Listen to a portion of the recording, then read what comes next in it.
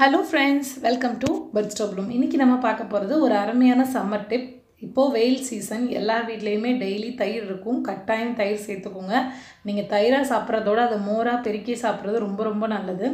இப்போது இந்த தயிர் உரமோரே இல்லாமல் எப்படி உரைய வைக்கிறது ஃபாஸ்ட்டாக, அது மாதிரி இது எப்படி நல்லா கெட்டியான தயிராக உரைய வைக்கிறது, குயிக்கான நேரத்தில் எப்படி உரைய வைக்கிறது உங்களுக்கு அப்படின்னு சொல்லி நான் டிப்ஸாக நம்ம வரிசையாக பார்க்க போகிறோம்.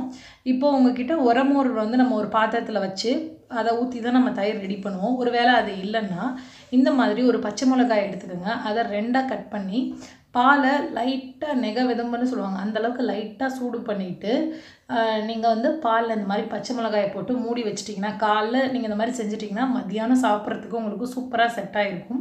இப்போ நான் ஓப்பன் பண்ணி காமிக்கிறேன். இப்போ நம்ம மூடி வச்சுட்டு இதுலேருந்து ஒரு 4 to 5 hours கேப் விட்டுறணும். விட்டுட்டு திறந்து பார்த்தீங்கன்னா உங்களுக்கு உரமோர் இல்லாமல் தயிர் நல்லா செட் ஆகிருக்கும்.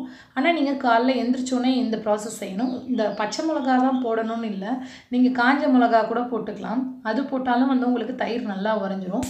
நெக்ஸ்ட்டு உங்களுக்கு கெட்டியாக வரணும்னா அதிகமாக நம்ம உரமோர் சேர்க்குறப்ப அதில் தண்ணி இருக்கக்கூடாது. தண்ணியோடு நம்ம உரமோர் சேர்த்து தயிர் ரெடி பண்ணோன்னா ரொம்ப தண்ணி ஆயிரும். அதே மாதிரி நீங்கள் அடுப்பில் பால் காய்ச்சிட்டு அந்த பால் ஏடையும் தயிரில் கொஞ்சோன்னு போடணும்.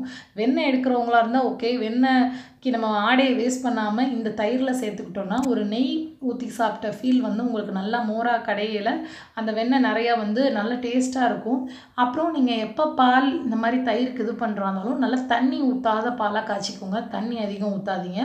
அதே மாதிரி ஒவ்வொரு நாளும் வேறு வேறு பாத்திரத்தில் உரைய வைங்க. உரைய வைக்கிற கண்டெய்னர் கரெக்டாக ஃபுல் கண்டெய்னராக இருக்கணும். நிறைய கேப் உள்ள கண்டெய்னரில் உரைய வைக்காமல் இப்போ 1 டம்ளர்னால் 1 டம்ளர் அப்படி உரைய வச்சிங்கன்னா நல்லா சூப்பராக செட் ஆகும். ட்ரை பண்ணி பாருங்கள்.